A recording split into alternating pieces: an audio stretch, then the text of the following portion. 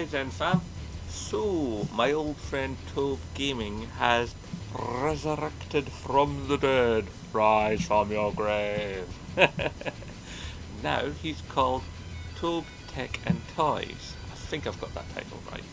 If you're in the comments, Tobe, please correct me. I do wish to be factual as always. Um, and my old pal Tobe has basically decided to start a channel while hyping the PlayStation 6. And I have to admit, there's a certain, buzz there because, we always want to know about the next thing, the next leap, the new shiny toy. But Tobe asks a question at the beginning of his most recent video. And he asks, is it too soon to start talking about the PlayStation 6? And Tobe, I love you, you're my pal, and we had a cool podcast together back in the day and all the rest of it, but dude, it's too soon, brother. Way too soon.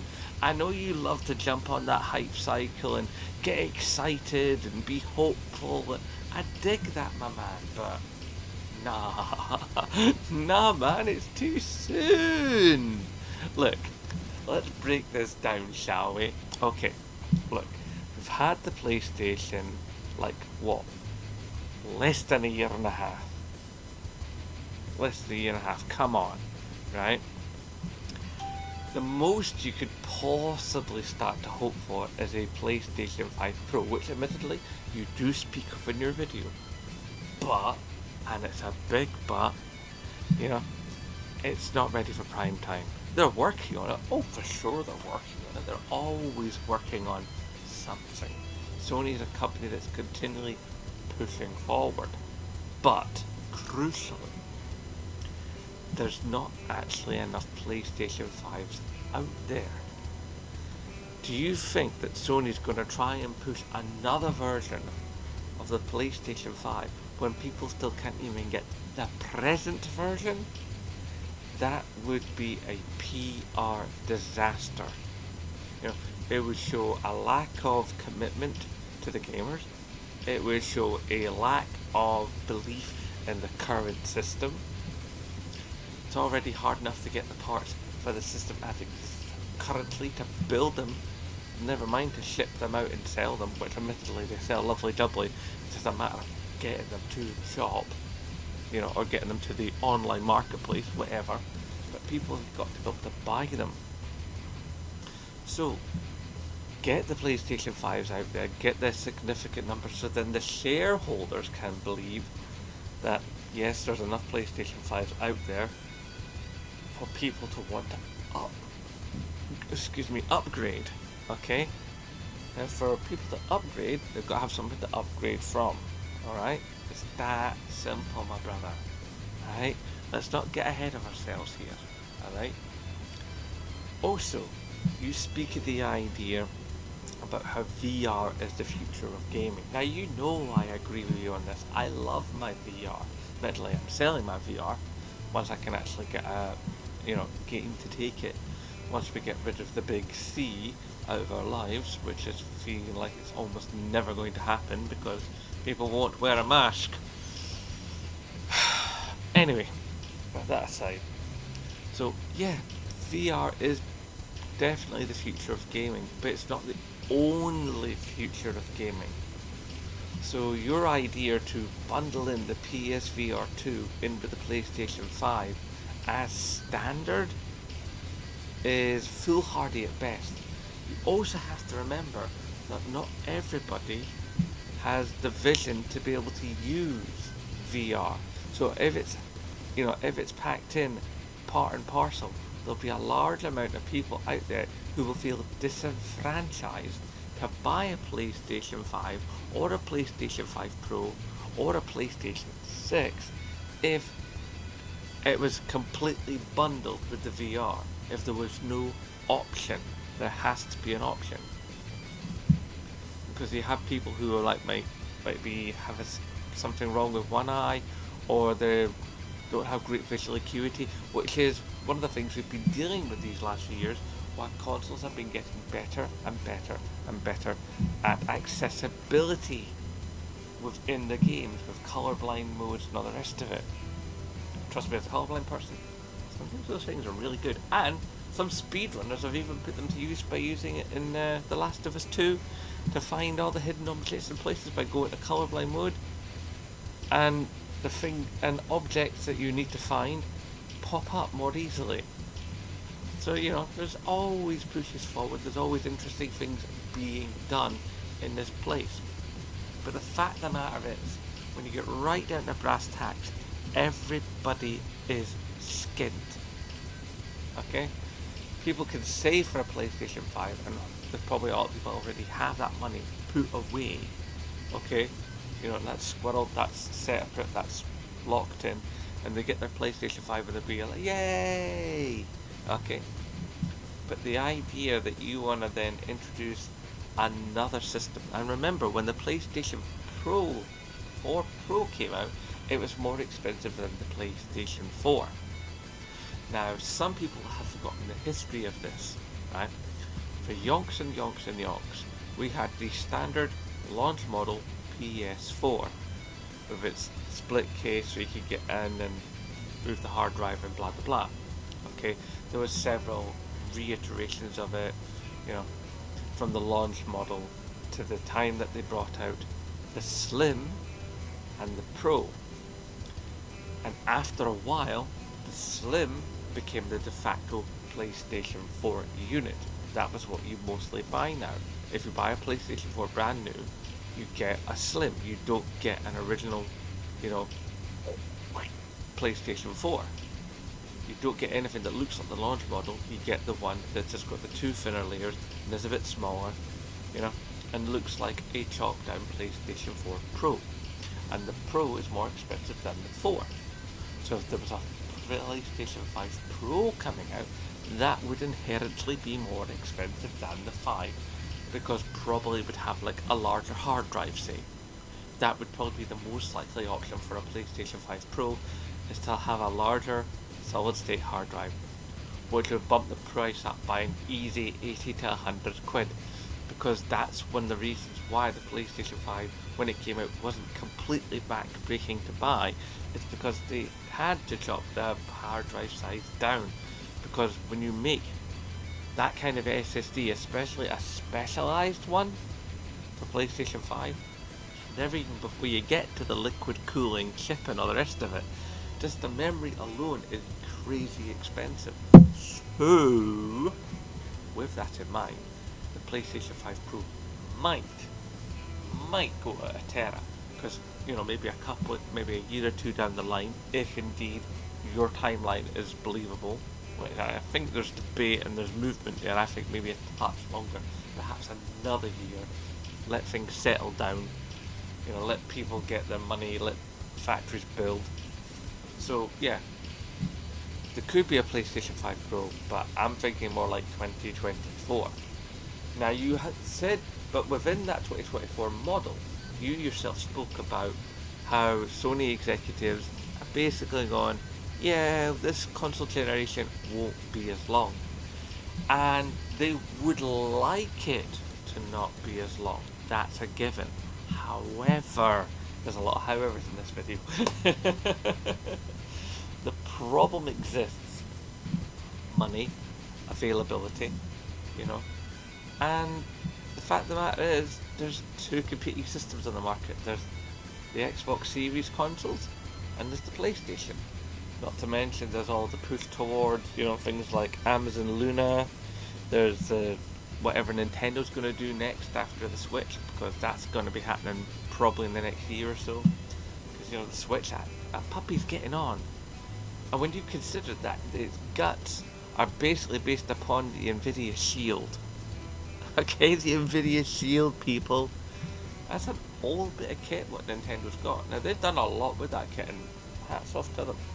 But the fact of the matter is, the Nintendo Switch is aging, and it's aging badly. So, what else have we got? We've got the Steam Deck, which is basically a mobile PC, So I think it's fair to say that handheld gaming might have reached its zenith or Zenith, however you want to say it. So I don't think PlayStation can do, responsibly speaking, any kind of handheld system. It can't be like a PlayStation Vita 2, or the PlayStation 5 Alpha, sort of like moving about. I don't think those are going to be viable options. Now, this could be a possibility of having, a tablet version of PlayStation 5 where basically you play, remote play to a tablet. You just took your thing up. I mean, you could do that with your phone already, so that's kind of the thing, but make it a bit more so you can have all the functionality.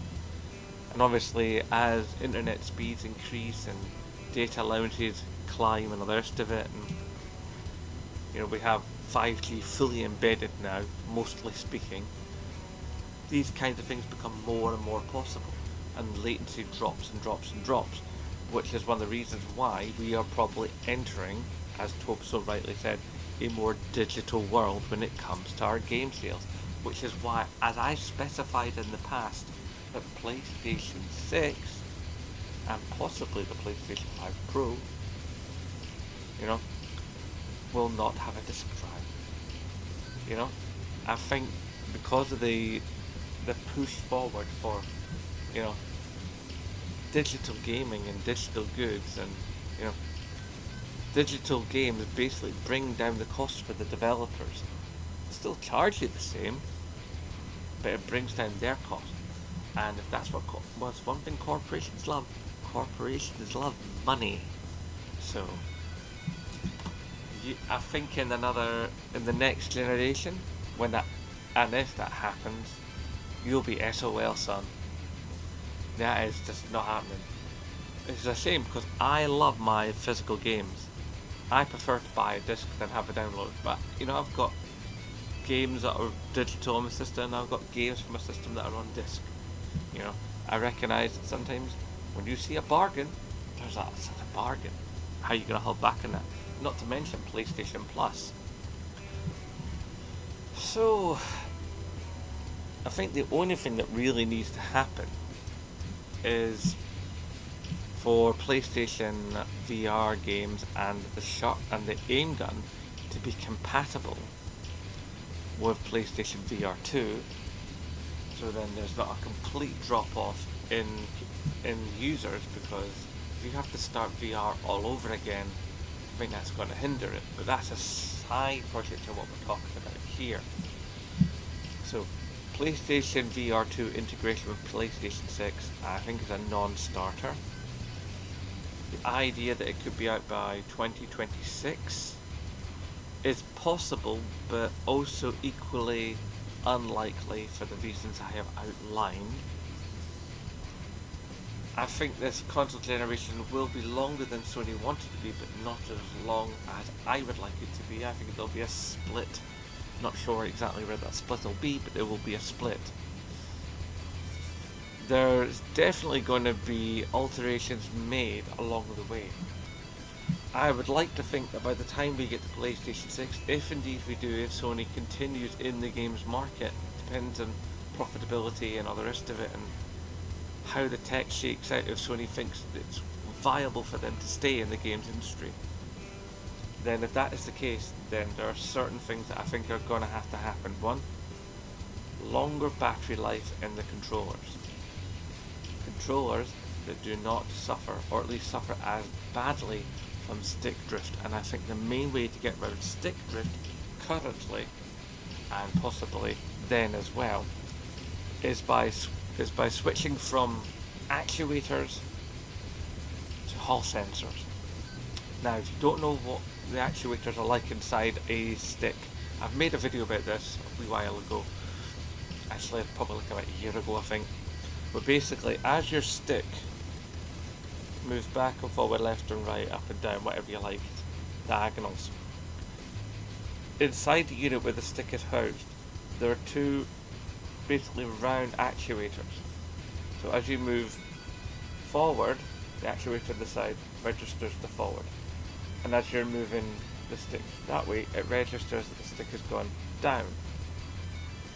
Or if you move it diagonally to the right, both actuators will recognise the movement as a little bit this way and a little bit that way. You move it completely that way, it's just that one that fires. This one stays still, much like it was in the first case. Okay? And that's roughly, in very, very broad terms, how your PlayStation controller knows where its own sticks are.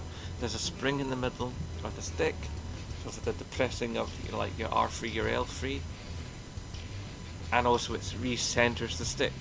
And it's when particulate matter gets inside to the mechanism that's one of the things that can make your stick drift, and also mechanical wear and tear.